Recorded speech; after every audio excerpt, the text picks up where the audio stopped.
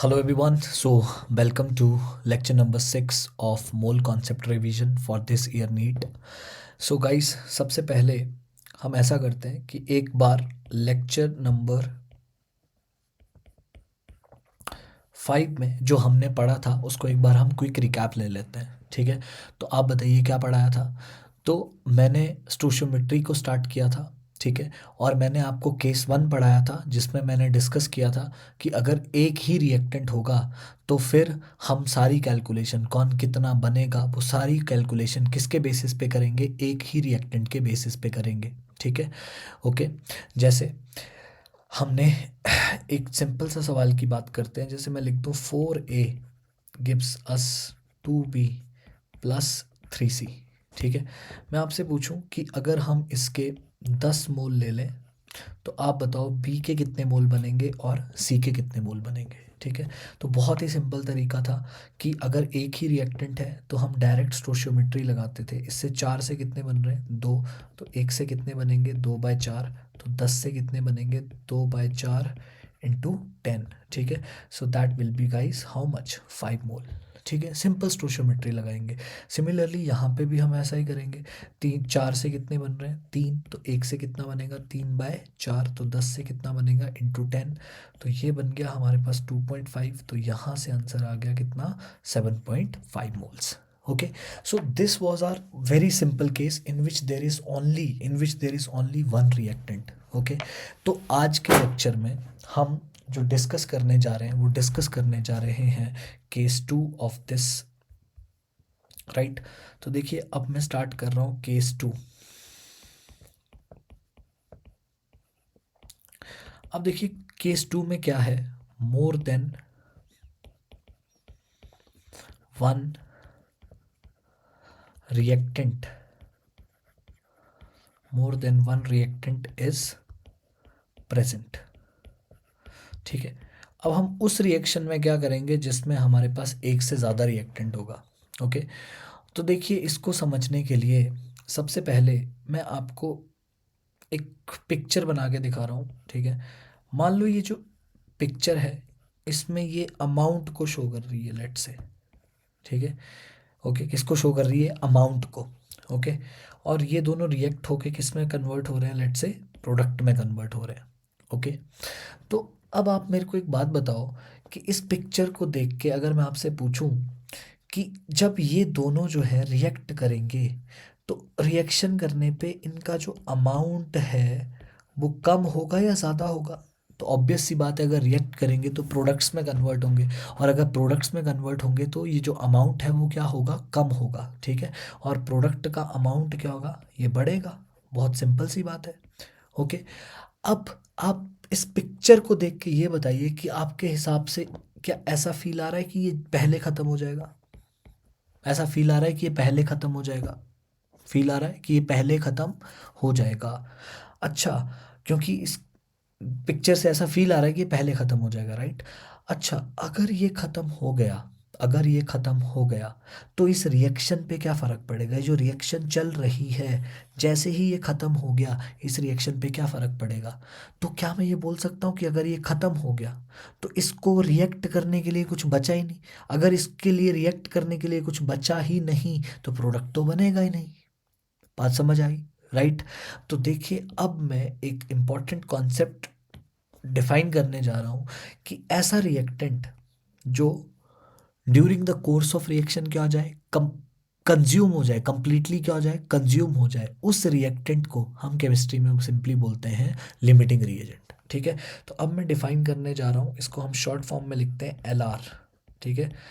Gets consumed, gets consumed during the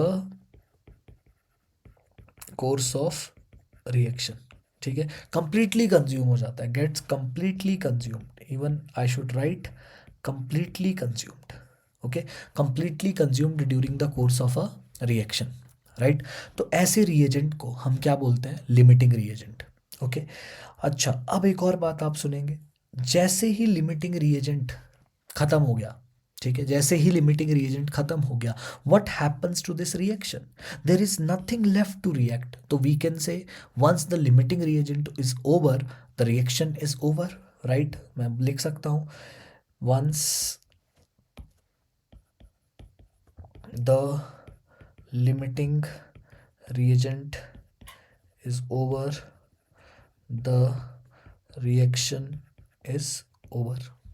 ये भी बात होगी, जब लिमिटिंग रिएजेंट खत्म हो जाएगा तो आपकी रिएक्शन है वो भी क्या हो जाएगी, खत्म हो जाएगी, अब और प्रोडक्ट नहीं बनेगा। ठीक है, तो अब एक बहुत इंपॉर्टेंट एनालिसिस करते हैं कि अगर कोई आपसे पूछे, ध्यान से सुनना, कि ये प्रोडक्ट कितना बनेगा, ये कितना बनेगा, तो कहीं ना कहीं ये कितना बनेगा ये कौन डिसाइड करेगा, ये या ये डिसाइड करेगा। क्यों? क्योंकि जैसे ही ये खत्म हो रहा है रिएक्शन तो बंद हो जा रही है, राइट। तो प्रोडक्ट कितना बनेगा ये कौन डिसाइड करेगा, LR। ये कौन डिसाइड करेगा, लिमिटिंग रिएजेंट। अच्छा, अब एक और बात सोचेंगे, अब जब ये इसके साथ रिएक्ट हो रहा है तो इसका अमाउंट तो कम हो रहा है, अब ये कितना रिएक्ट करेगा। मान लो पहले ये 100 ग्राम था, तो अब कितना रिएक्ट करेगा, 20 ग्राम, 10 ग्राम, 50 ग्राम, ये भी कौन डिसाइड करेगा, लिमिटिंग रिएजेंट। क्लियर? तो मैं ये बोल सकता हूँ कौन कितना बनेगा, कौन कितना बचेगा, कौन कितना बनेगा, कौन कितना बचेगा, ये सारी चीज़ें किस बेसिस पे कौन डिसाइड करेगा, लिमिटिंग रिएजेंट। तो हम हमारे दिमाग में एक बात हमेशा ध्यान रखेंगे कि कहीं ना कहीं ये जो लिमिटिंग रिएजेंट है ये एक रिएक्शन में एक बॉस की तरह काम कर रहा है, बॉस की तरह पूरा कंट्रोल कर रहा है रिएक्शन को, कौन कितना बना, कौन कितना बचा, राइट। सो हम ये हमेशा ध्यान रखेंगे कि ये सारी कैलकुलेशन हम किसके बेसिस पे करेंगे, लिमिटिंग रिएजेंट के बेसिस पे। मतलब ये कितना बनेगा तो जो स्टोशियोमेट्री लगाएंगे वो लिमिटिंग रिएजेंट और प्रोडक्ट पे लगाएंगे, ये कितना रिएक्ट होगा तो स्टोशियोमेट्री लगाएंगे वो लिमिटिंग रिएजेंट और जो बचा हुआ है उस रिएक्टेंट पे लगाएंगे। क्लियर है, राइट। सो हमेशा ध्यान रखिए limiting reagent is a boss, it's a boss, right. Okay, अब हम आगे बात करते हैं। ठीक है, तो देखिए अब जो रिएक्टेंट बच गया, राइट, उसको हम बोलते हैं ER, the reactant which left in excess, उसको हम बोलते हैं guys ER, reactant access reagent. ठीक है, अब मान लो कभी हमसे ये बहुत कॉमन पूछा जाता है, लेफ्ट ER निकालना है कि कितना हमारे पास जो है वो एक्सेस रिएजेंट बचा। तो देखिए हमें कैसे निकालना चाहिए कि पहले कितना था, इनिशियली कितना था, माइनस हमें देखना चाहिए कि कितना रिएक्टेड हो गया, कितना रिएक्ट हो गया, ऐसे ही निकालना चाहिए, राइट। तो कभी भी अगर लेफ्ट पूछे तो आप हमेशा पहले क्या लिखिए, आप लिखिए इनिशियल माइनस रिएक्टेड। ठीक है, तो ये कुछ कॉन्सेप्ट हैं जो केस 2 में हमें देखने हैं। एक से ज़्यादा रिएक्टेंट आ गया तो हमें क्या पहचानना है, लिमिटिंग रिएजेंट। ओके, अब हम बात करेंगे that how we are going to identify the limiting reagent, right. So now we are writing identification of limiting reagent. किस तरह से हम आइडेंटिफाई करेंगे किसको, लिमिटिंग रिएजेंट को। ठीक है, तो चलिए इसको समझने के लिए हम एक बेसिक क्वेश्चन लेते हैं। 4A + 2B gives us 3C + E, let's say. Okay, और हमें क्या बोल रहा है कि दोनों का 1 मोल A का और 1 मोल B का रिएक्ट हुआ, हमें बताना है कि मोल ऑफ C कितने बनेंगे और हमें बताना है कि मोल्स ऑफ E कितने बनेंगे, ये बताना है हमें। ठीक है, तो अब हमने देखा कि इसमें इसमें कितने रिएक्टेंट है, एक से ज़्यादा रिएक्टेंट है, और दोनों के बारे में क्या दे रखी है हमें, information regarding both are given. इसका भी 1 मोल दे रखा है, इसका भी 1 मोल दे रखा है। ठीक है, तो देखिए अब हमें बताना है कि C कितना बनेगा और E कितना बनेगा। और भी इसमें कुछ क्वेश्चंस हैं, आपको इसमें LR बताना है, ER बताना है, और आपको बताना है लेफ्ट मोल्स ऑफ ER, ये बताना है अपने को। ठीक है, तो चलिए स्टार्ट करते हैं कैसे सोचना है। तो देखिए इन क्वेश्चंस में दो मेथड होते हैं बेसिकली। सबसे पहले हम देखते हैं कॉमन सेंस का मेथड, ठीक है, बेसिक मेथड जो हमेशा चलेगा, राइट। वो क्या है कि आप क्या करो, किसी भी एक रिएक्टेंट को पकड़ लो, चाहे आप ए को पकड़ लो या किसको पकड़ लो, बी को पकड़ लो, राइट। और आप स्टोशियोमेट्री लगाओ। लेट्स से मैं ए के रिस्पेक्ट में स्टोशियोमेट्री लगा रहा हूँ। कैसे? मैं क्या बोल रहा हूँ कि इसके 4 मोल से इसका कितना मोल बनता है? 2 मोल। 4 मोल ए से कितना बनता है? 2 मोल बी। 4 मोल ए से बनता है 2 मोल बी। तो 1 मोल से कितना बनेगा? 1/2 मोल ऑफ बी। ठीक है, मेरे को देखो ऐसा बोलना चाहिए कि 4 मोल ए से 2 मोल बी नहीं बनता है। मेरे को ऐसा बोलना चाहिए कि 4 मोल ए अगर रिएक्ट होंगे तो बी के कितने मोल रिएक्ट होंगे? 2 मोल। ठीक है, तो 1 मोल के साथ कितने रिएक्ट होंगे? Half mole. अच्छा, मतलब इसके 1 मोल को ख़त्म करने के लिए बी के जो हैं वो कितने मोल चाहिए? कितने मोल चाहिए? हाफ मोल चाहिए। बी के कितने मोल चाहिए? हाफ मोल चाहिए। और हमारे पास कितने अवेलेबल है? हमारे पास अवेलेबल है 1 मोल। तो व्हाट डज इट मीन्स कि बी बच जाएगा। इसका 1 मोल ख़त्म करने के लिए इसका हाफ मोल ही यूज़ होगा। इसका 1 मोल ख़त्म करने के लिए इसका हाफ मोल ही यूज़ होगा। तो बी बच जाएगा। जो बच गया उसको हम बोलते हैं एक्सेस रिएजेंट। क्या बोलते हैं? Access reagent. और जो ख़त्म हो गया उसको हम क्या बोलते हैं गाइस? LR, limiting reagent. ठीक है, तो देखो हमने ऐसे पहचान लिया, एक बेसिक मेथड लगा के पहचान लिया, राइट। तो और आप इस तरह से भी सोच सकते हो, आप इस पे भी स्टोशियोमेट्री लगा सकते हो। 2 मोल बी अगर रिएक्ट होगा तो ए के बनेंगे 4 मोल, तो एक के लिए बनेंगे हाफ मोल। मतलब मतलब कि हमारे पास इसके 2 मोल से कितने बनेंगे? 4। तो एक से बनेगा गाइस, क्या बोल रहा हूँ मैं, एक से कितना बनेगा? 2 बनेगा, राइट। तो एक से बनेगा, एक से रिएक्ट करेगा, एक से बनेगा नहीं, एक से रिएक्ट करेगा कितना? 2 मोल। लेकिन हमारे पास अवेलेबल कितना है? 1 मोल। 1 मोल। तो बताओ, कहीं ना कहीं ये जो ए है ये खत्म हो जाएगा। तो what is a? A is limiting reagent. What is a? A is limiting reagent. Clear है, राइट। अब देखो, अब हमें फर्स्ट का आंसर मिल चुका है। What is answer for first? L R is A. What is E R? E R is B. ठीक है, एल आर हो गया ए और ई आर हो गया क्या? बी। समझ गए? ठीक है, अब चलिए, अब हम देखते हैं ये वाला सवाल कि सी के कितने मोल्स बनेंगे। अब देखो, मैंने आपको एक बात बोली थी कि L R is a boss. L R is a boss. तो अब बॉस से लगाओ आप स्टोशियोमेट्री। इसके 4 मोल से कितना मिलता है? 3 मोल। ठीक है, इसके 4 मोल से कितना मिलता है? 3 मोल। तो 1 मोल से कितना मिलेगा? 3/4 मोल्स। और हमें यही तो पूछ रहा है कि 1 मोल से कितना मिलेगा। तो ये आ गया सी का आंसर। अब मेरे को ई के मोल्स निकालने हैं, तो कैसे निकालूं? बताओ क्या करूं?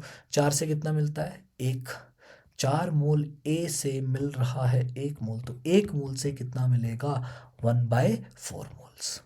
ठीक है, मतलब जब हम बोल रहे हैं कि लिमिटिंग रिएजेंट बॉस है, मतलब अब जो आपको स्टोशियोमेट्री लगानी है वो बॉस को इंक्लूड करना है। ठीक है, अब देखिए, जो इसमें हमारे पास थर्ड पार्ट आता है, विच इज़ क्वाइट इंटरेस्टिंग, और let's it's a fourth part, left moles of E R. कितने ई आर के मोल्स बचेंगे? मतलब अगर बी पूरा रिएक्ट नहीं हुआ, अगर ये बी पूरा रिएक्ट नहीं हुआ तो ये कितना बचेगा? अब देखो, अगर हमें लेफ्ट मोल्स निकालने हैं तो मैं आपको बता चुका हूँ, आपको हमेशा क्या लिखना चाहिए? इनिशियल। फिर आपको क्या लिखना चाहिए? रिएक्टेड। ठीक है, तो आप बताओ इसमें इनिशियल मोल कितने थे? बी के 1। अब हमें क्या निकालने हैं? रिएक्टेड। अब कौन कितना, बी कितना रिएक्ट करेगा ये भी आपको कौन बताएगा? Limiting reagent. अब आपको क्या करना है? बी, ए, ए और बी पे स्टोशियोमेट्री लगानी है। ठीक है, तो बताओ इसके 4 मोल से, यहाँ मैं लगा के दिखा रहा हूँ, इसके 4 मोल अगर ए के जाते, 4 mole of A reacts with 2 mole of B, तो बताओ 1 मोल कितने से रिएक्ट करता? 1/2 मोल ऑफ बी से। मतलब जब ए का एक मोल यूज़ हो जा रहा है, जब ए का एक मोल यूज़ हो रहा है तो बी के कितने मोल ख़त्म हो रहे हैं? Half mole. मतलब ये बी के कौन से मोल हैं? ये बी के हैं रिएक्टेड मोल्स। तो आप बताइए लेफ्ट मोल्स भी कितने आ गए? Half moles. ठीक है, तो देखो इन प्रॉब्लम्स में बेसिकली हमें यही करना होता है, यही करना होता है। एल आर पहचानो और बस एल आर के रिस्पेक्ट में प्रोडक्ट पे स्टोशियोमेट्री लगा दो, या जिस जो ई आर है उसको निकालने के लिए कितना रिएक्ट हुआ तो फिर एल आर के रिस्पेक्ट में स्टोशियोमेट्री लगा दो। क्लियर है क्या? राइट। तो इन क्वेश्चंस में बेसिकली यही रहता है। अच्छा, अब एक ट्रिक भी होती है एल आर निकालने की। मान लो आप you don't want to think like this much, इतना नहीं सोचना चाहते, आप बेसिक से नहीं सोचना चाहते, तो ट्रिक क्या होती है? ट्रिक ये होती है कि given moles by stoichiometric coefficient, जिसके लिए क्या आ जाए? Least, that is your limiting reagent. ठीक है, जिसके लिए गिवन मोल बाय स्टोशियोमेट्रिक कोफिशिएंट क्या आ जाए? लीस्ट, वो आपका क्या होता है? Limiting reagent. ठीक है, तो देखो अगर इस ट्रिक से मैं सवाल को करता तो यहाँ था 1/4, यहाँ था 1/2, तो ये लीस्ट आ गया। 1/4 इज लेसर, राइट? तो ये लीस्ट आ गया, तो ये बाय डिफॉल्ट क्या बन गया? एल आर बन गया। तो आप ऐसे भी कैलकुलेट कर सकते हो कि अगर आपको मोल्स पता है तो चेक कर लो जिस रिएक्टेंट के लिए मोल बाय स्टोशियोमेट्रिक कोफिशिएंट लीस्ट आएगा वो आपका बन जाएगा एल आर। वो क्या बन जाएगा? L R. क्लियर है क्या सबको? राइट। ओके, तो बस इस क्वेश्चन को आपको ध्यान से समझना। अगर आपने ये ध्यान से समझ लिया तो देखो आप नीट में अगर इस पे सवाल आते ही रहते हैं, मैं आपको बताऊं, तो ऑब्वियसली डेटा ही चेंज होगा, कॉन्सेप्ट पे तो कोई फ़र्क पड़ेगा। क्लियर। चलिए और देखते हैं इसमें कि अगर हमें वेरिएशंस बनानी है इन पर्टिकुलर क्वेश्चंस में तो और कौन कौन सी वेरिएशंस जो हैं वो बन सकती हैं। ठीक है, ओके। तो जैसे इसमें मैं एक और क्वेश्चंस ले रहा हूँ, ये अच्छा सवाल है, इसी को करते हैं। ठीक है, 1 ग्राम ऑफ मैग्नीशियम। ठीक है, लिखिए क्वेश्चन 1 ग्राम ऑफ, एक बार मैं क्वेश्चन बोल देता हूँ। ठीक है, 1 gram of magnesium is burnt in 0.56 gram of O2। ठीक है, अच्छा सवाल है, मतलब इस कॉन्सेप्ट को अगर ओवरऑल समझना है तो ये समझ लिया तो मेरे को नहीं लगता फिर आपको कोई किसी और सवाल में कोई दिक्कत आएगी। ठीक है, burnt in 0.56 gram of O2 in a closed vessel, in a closed vessel। ठीक है, क्वेश्चन है which reactant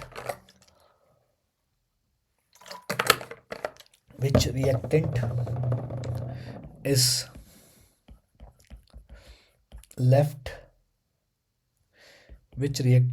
left in excess and how much? ये क्वेश्चन है। क्लियर है? ठीक है, तो देखिए इसके मैं ऑप्शंस भी लिख रहा हूँ। पहला है मैग्नीशियम 0.44 ग्राम, दूसरा है O2 0.28 ग्राम। ठीक है, और तीसरा है मैग्नीशियम 0.16 ग्राम, और फोर्थ है O2 0.16 ग्राम। इसको समझ डाला तो लाइफ जिंगा लाला, राइट? फिर आपसे आप कर लोगे ऐसे सवाल। ठीक है, तो देखो सबसे अच्छी बात क्या है, इस क्वेश्चन में रिएक्शन भी नहीं दिया है तो हम रिएक्शन लिख लेते हैं। राइट, चलिए रिएक्शन लिखते हैं। Mg प्लस O2 से बनेगा 2MgO, इसको बैलेंस कर लिया। राइट, अब बोल रहा है कि मैग्नीशियम का कितना ग्राम लिया है? 1 ग्राम, और O2 का जो है, O2 का हमने कितना ग्राम लिया है? 0.56 ग्राम। ठीक है, अब हमें क्या करना पड़ेगा? हमें दो रिएक्टेंट दिए हैं और दोनों का इंफॉर्मेशन दिया है। ठीक है, तो अब हमें क्या ढूंढना पड़ेगा कि इसमें एल आर कौन है? ज़रूरी है क्योंकि L R is the boss, तो हमें बॉस ढूंढना पड़ेगा। अब बॉस ढूंढने की अभी मैंने आपको एक ट्रिक बताई, क्या कि गिवन मोल्स बाय क्या करो, given moles by stoichiometric coefficient check कर लो। लेकिन अब क्वेश्चन में मोल्स तो गिवन नहीं है, यहाँ तो क्या गिवन है, मास। तो अब यहाँ पे ट्रिक आप पे भारी पड़ जाएगी। अब आप क्या करोगे, पहले इसके मोल्स बनाओगे, 1/24, 0.56/32, फिर आप सोचोगे, फिर इसका मोल्स बाय स्टोशियोमेट्रिक कोफिशिएंट करोगे, तो उसमें काफ़ी टाइम लग जाएगा। तो देखो यहाँ ट्रिक भारी पड़ेगी। लेकिन अब मैं इसी क्वेश्चन को लॉजिकली सोचूंगा तो आप देखोगे कि वो जल्दी हो जाएगा, राइट। देखिए लॉजिकली कैसे सोचते हैं, इसके कितने मोल है मैग्नीशियम के, 2 मोल, मतलब 48 ग्राम। और ऑक्सीजन के कितने मोल है, 1 मोल, मतलब 32 ग्राम। तो चलो मैं मैग्नीशियम के रिस्पेक्ट में लेता हूँ, मैं ऐसा बोल सकता हूँ कि 48 gram magnesium reacts with 32 gram of O2, बोल सकता हूँ। ठीक है, तो बताओ 1 ग्राम मैग्नीशियम को रिएक्ट करने के लिए कितना ऑक्सीजन चाहिए, 32/48, and I think this we will cut it with 2/3 gram. So okay, 16 2 ज़ा 32 एंड 16 3 ज़ा 48, राइट। तो यहाँ से हमारे पास आ रहा है 0.67 ग्राम। मतलब 1 ग्राम मैग्नीशियम को ख़त्म करने के लिए जो ऑक्सीजन चाहिए वो चाहिए 0.67 ग्राम, और हमारे पास कितनी पड़ी है, 0.56 ग्राम। चाहिए कितनी, 0.67 ग्राम, लेकिन पड़ी कितनी है, 0.56 ग्राम। मतलब जब 1 ग्राम मैग्नीशियम रिएक्ट होगा उससे पहले ही O2 क्या हो जाएगी, ख़त्म।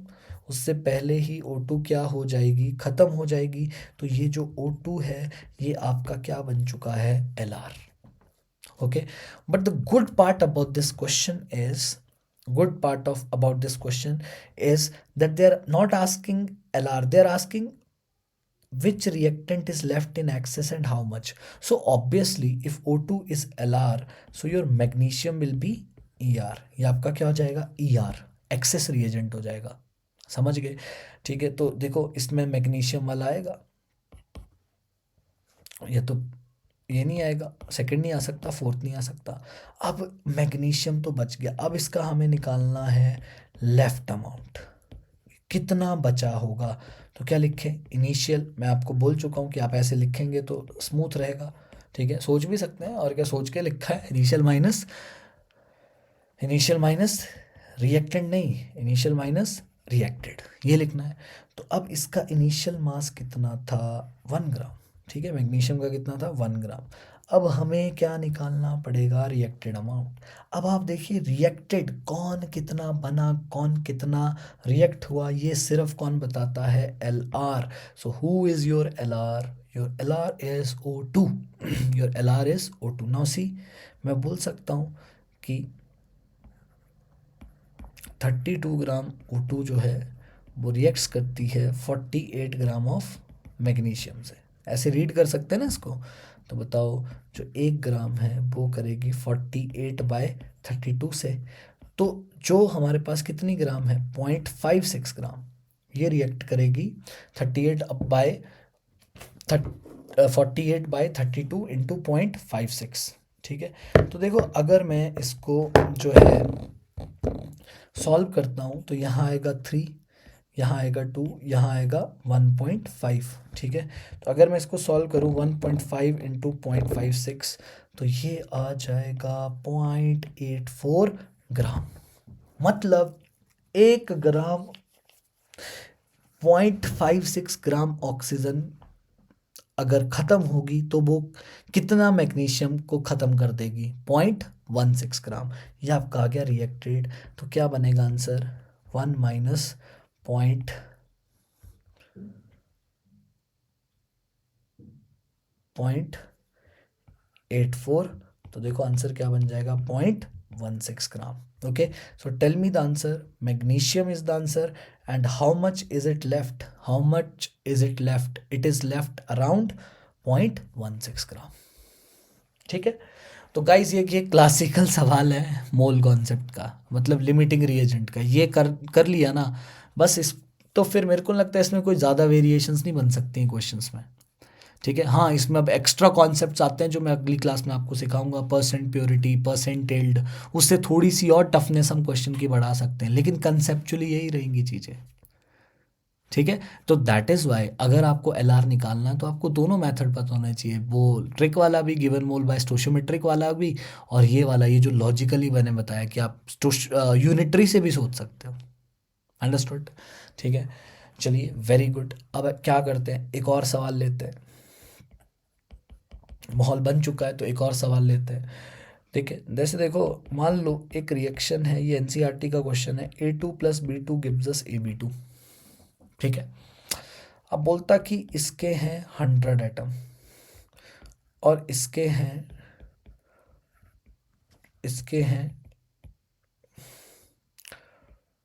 200 मॉलिक्यूल्स।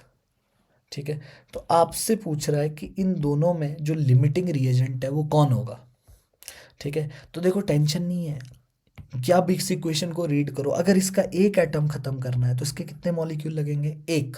तो 100 एटम को खत्म करने के लिए B2 के कितने मॉलिक्यूल लगेंगे, 100। आपके पास कितने अवेलेबल हैं, 200। तो ये बन गया ER और ये बन गया LR। समझ गए क्या? ठीक है, अब आते हैं सेकंड पॉइंट पे। मान लो मैं यहाँ लिख दूँ 100 एटम एंड 100 मॉलिक्यूल्स, मैं कुछ ऐसे लिख दूँ। तो अब क्या है कि अगर मैं मान लो इस क्वेश्चन के ऐसे ऑप्शंस बना दूँ कि both A and B2 are LR, मैं आपको बता दूँ कुछ जनता इसको टिक करके आ जाएगी।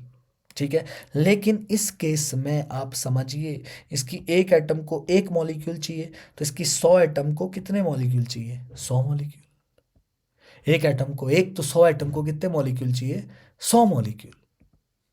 ठीक है, अब होगा क्या, जैसे इसके 100 एटम खत्म होंगे इसके 100 मॉलिक्यूल खत्म हो जाएंगे। मतलब ये तो दोनों एक ही टाइम पे खत्म हो रहे हैं। इसका मतलब none of them is LR। अरे भाई, LR का डेफिनेशन क्या है, जो रिएक्शन के दौरान खत्म हो जाए, ये तो दोनों सेम टाइम पे खत्म हो रहे हैं। इसका मतलब none of them is LR, ये ध्यान रखना, इसमें कोई LR नहीं है। ठीक है, अच्छा, अब आप तीसरी बात सुनिए। तीसरी बात मैं आपको क्या बताना चाहता हूँ कि मान लो ऐसा लिखा हो 100 atom plus 200 gram atom of B, ऐसे लिखा है अब सवाल। इसके लिखे हैं 100 एटम और उसके लिखे हैं 200 ग्राम एटम ऑफ B। ठीक है, ये था कुछ क्वेश्चन, यहाँ मैं फिर से लिख देता हूँ। ठीक है, अब आप एक बात देखो, पहले हमें समझना है ये 200 ग्राम एटम क्या हो गए। ठीक है, तो देखो ग्राम एटम का मतलब होता है मोल्स, मतलब ये दिए हैं 200 moles of B2 of B, ये दे रखे हैं 200 ग्राम एटम का मतलब होता है 200 mole of 200 mole atoms of B। तो अब आप देखो, अगर 200 मोल है तो 200 मोल के लिए इसका कितना चाहिए, 100 मोल। ठीक है, हाँ, 200 मोल एटम्स ऑफ B हैं तो इसमें चाहिए 100 मोल मॉलिक्यूल्स ऑफ B2। ठीक है, या ऐसा करता हूँ कि इसको मोल्स में नहीं लिखता हूँ मैं, ये क्या है, 100 एटम्स। ठीक है, और ये मैंने क्या लिखा, 200 ग्राम एटम्स। तो ग्राम एटम को 200 ग्राम एटम। ठीक है, ओके। देखो इसको ऐसे नहीं बनाते हैं, इसको कुछ और लिखता हूँ मैं यहाँ पे। चलो, जैसे इसमें हम लिख देते हैं 50 मॉलिक्यूल्स ऑफ B2। तो अब क्या होगा, इसके 50 चाहिए तो ये खत्म हो जाएगा, ये LR और ये A क्या बच गया आपका, ER। क्लियर है क्या? तो ऐसे सोचा जा सकता है। अब गाइस, इसमें एक लास्ट पॉइंट है जो एक क्वेश्चन की फॉर्म में मैं बता रहा हूँ। ठीक है, देखिए क्वेश्चन क्या है, 20 मोल mixture of lithium and O2 is mixed to form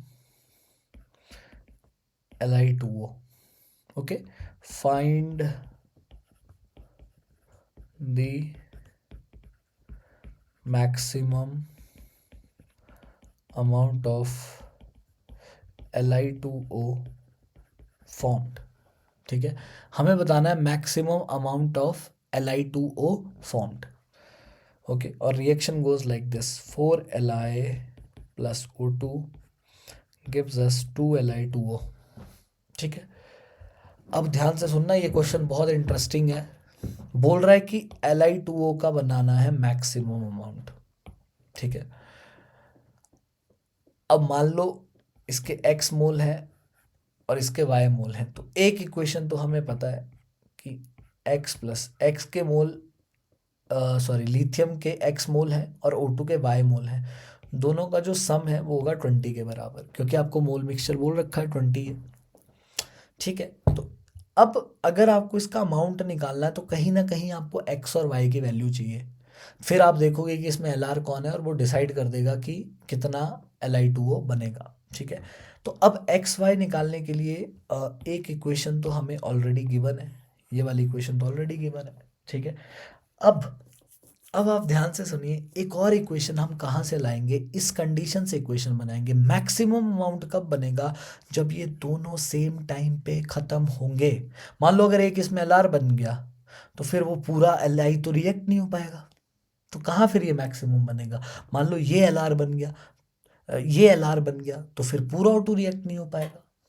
clear, तो इसका मतलब हमें अगर Li2O को मैक्सिमम बनाना है तो ये दोनों जो हैं वो सेम टाइम पे क्या होने चाहिए, ख़त्म होने चाहिए.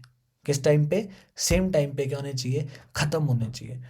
अब ये सेम टाइम पे ख़त्म कब हो सकते हैं, जब दोनों के लिए moles by stoichiometric coefficient divide by moles by stoichiometric coefficient की वैल्यू क्या हो, सेम. अरे याद करिए, अगर mole by stoichiometric coefficient same आ जाता था एक से ज़्यादा रिएक्टेंट के लिए, तो उनमें से कोई भी हमारे पास जो था वो Lr नहीं था बेसिकली. ठीक है, तो ये कंडीशन है कि अगर आपको ये ज़्यादा बनाना है तो ये दोनों ख़त्म होने चाहिए एक टाइम पे, मतलब दोनों का मोल्स बाय स्टोइचियोमेट्रिक कोफिशिएंट बराबर होना चाहिए.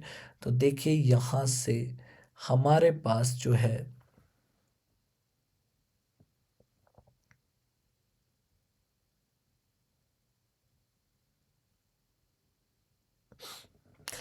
हमारे पास जो है एक इक्वेशन बन चुकी है. क्या इक्वेशन बन चुकी है, x equal to 4/y.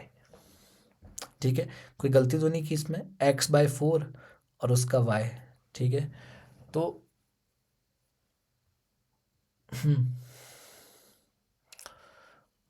I think we have done some silly mistake. एक तो 20 मोल मिक्सचर हो गया, Li के मान लिए x और उसके मान लिए y 20 में, तो x/4 इक्वल टू, हाँ देखो ये एक सिली मिस्टेक हो चुकी है यहाँ पे. यहाँ पे आपको क्या लिखना है, मोल्स बाय स्टोइचियोमेट्रिक कोफिशिएंट. तो यहाँ से x का वैल्यू आया 4y. अब ये x का वैल्यू आप यहाँ पुट कर दो, 4y plus y equal to 20. तो what is value for y, it is 4. Clear, and what is value of x, it is 16. और आ भी रहा है, बोल रहा है कि 20 मोल मिक्सचर है, तो ये 16 है और ये 4 है, तो दोनों 20 के बराबर आ भी रहे हैं. ठीक है, अब आप देखो, अब इसके कितने हैं, x हमें पता चल गया कितना है, अब x 16. ठीक है, y कितना है 4. ठीक है, अब आप देखो ये दोनों ही सेम टाइम पे ख़त्म हो रहे हैं, तो अब ये कितना बनेगा, आप दोनों में से किसी से भी डिसाइड कर लो, दोनों से आंसर सेम आएगा. जैसे देखो, 1 मोल O2 से कितना बनता, 2 मोल Li2O. ठीक है, तो बताओ 4 मोल O2 से कितना बनेगा, 8 मोल Li2O बना. ठीक है, अब तुम यहाँ से भी सोच सकते हो, बताओ 4 से कितना बनता है, 2, 1 से हाफ, 16 से 8 बन रहा है, दोनों से आंसर सेम आएगा. ठीक है, so what was the beauty of this question, the beauty of this question was that if they are asking you to obtained maximum amount. So you have to keep in your mind that both the reactant should get completed at the same time. दोनों के moles by stoichiometric coefficient का ratio क्या होना चाहिए? Same होना चाहिए. तो guys, that's it. This is what we have discussed in this class, and in next class I will start taking topics like percent purity and percent yield. Thank you very much. If you like the content, please subscribe, comment on this channel. Thank you. Keep on studying.